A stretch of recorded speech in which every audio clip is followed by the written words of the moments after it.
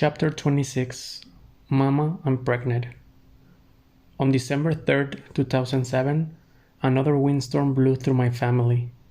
A gust I didn't see coming, and one that would flatten us all for a time. What I didn't know then was this. After we had hunkered down and weathered this gale, the green shoots of new life would pop through the ground and bless us anyway. But those blessings were mighty difficult to see on that heart-rending day.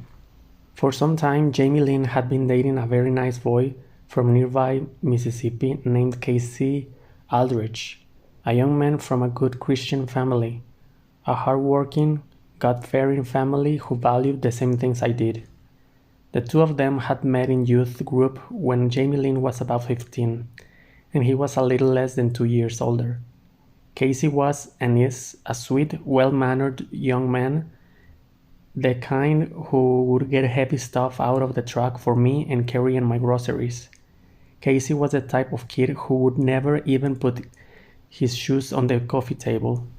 He was everything to like and nothing to worry about. When Lynne and I would be in LA for several months out of the year filming Soy 101, Casey would come and visit us, sleeping in the guest room and not, as was widely reported, with Lynne.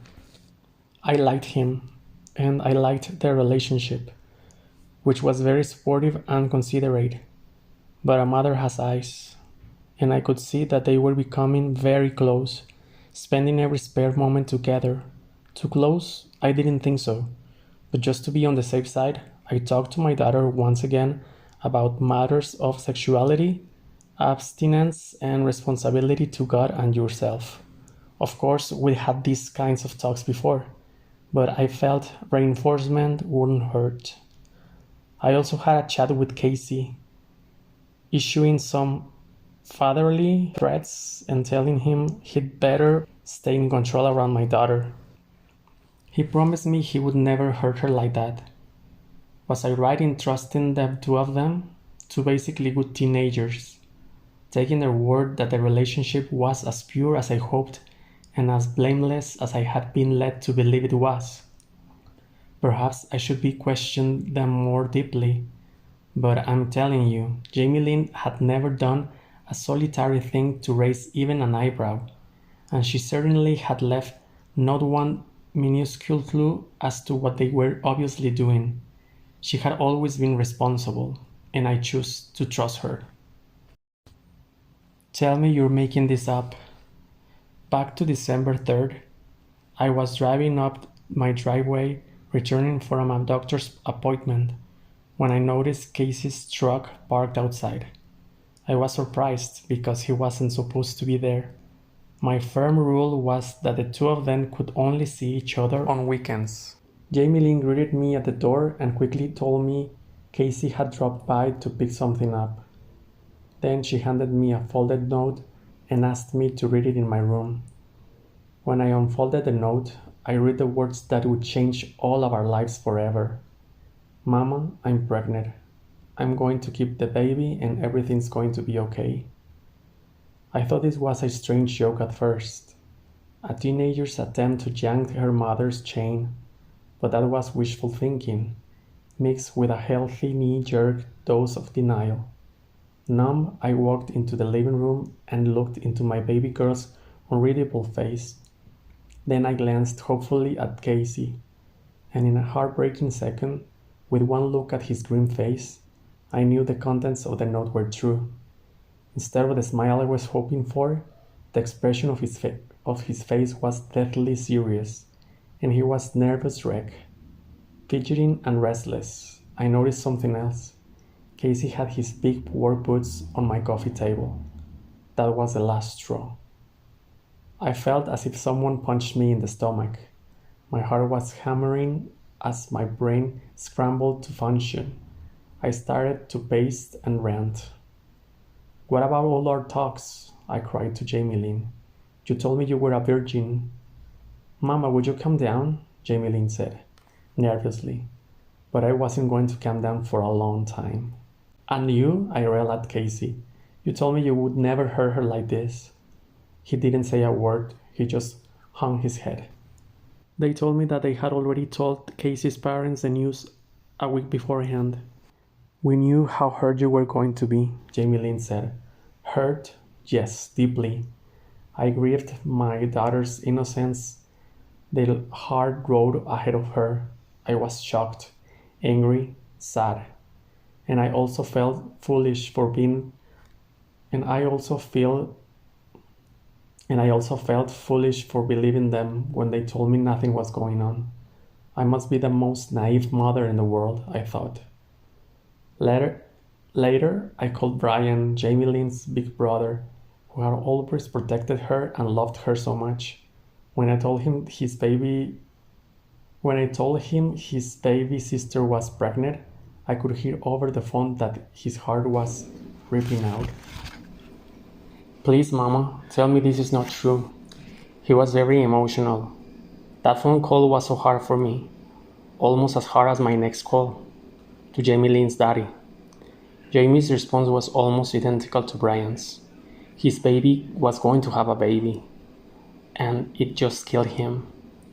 No, please tell me you're making this up, he pleaded, crying his heart out. And then there was Britney. How we would tell her this earth-shattering news. I wanted to tell her. We all did. But at the time, she had people surrounding her whom we did not trust for 1 second.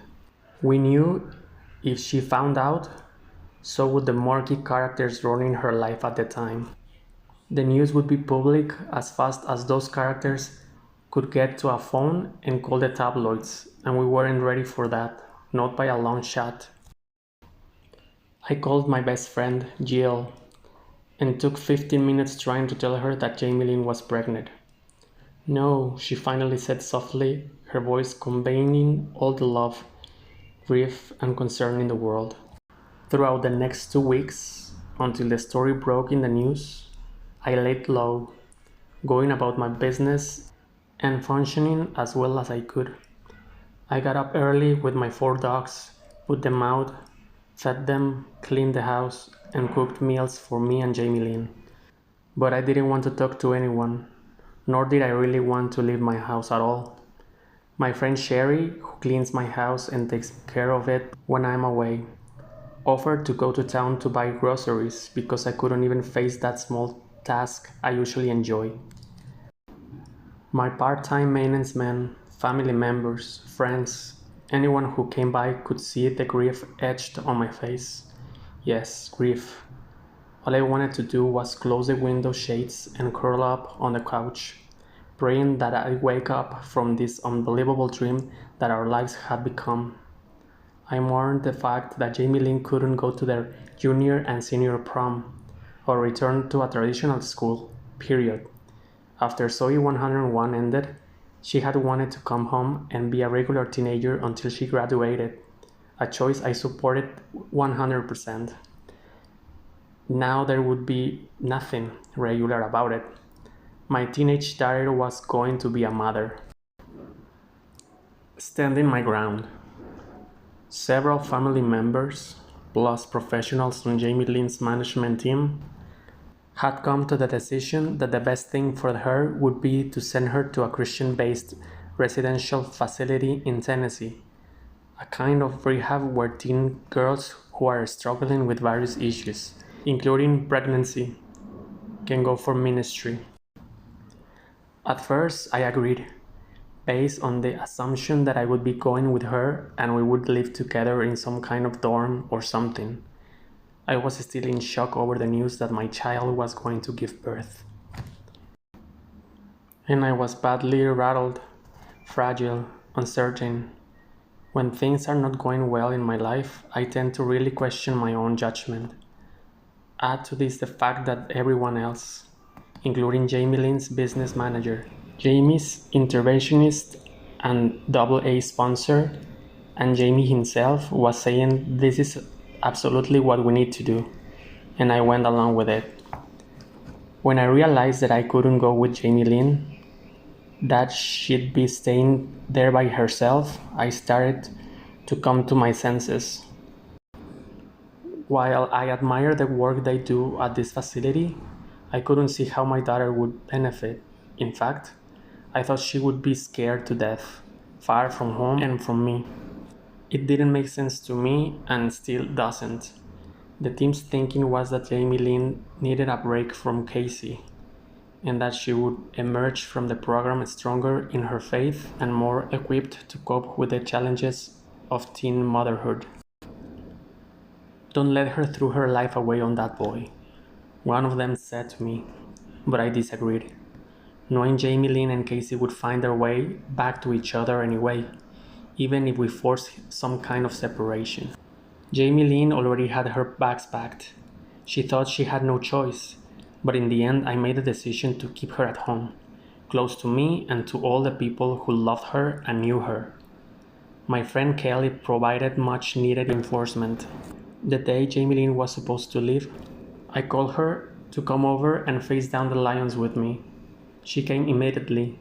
Brave, loyal Kelly, a farmer's wife, a southern woman who lived light years from Hollywood and its skill guidelines. Kelly had to have been at least a little bit intimidated by some of the strong personalities in the room, hell-bent on sending Jamie Lynn away, but she came anyway.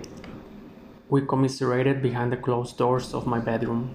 Lynn, you know Jamie Lynn, and I know Jamie Lynn.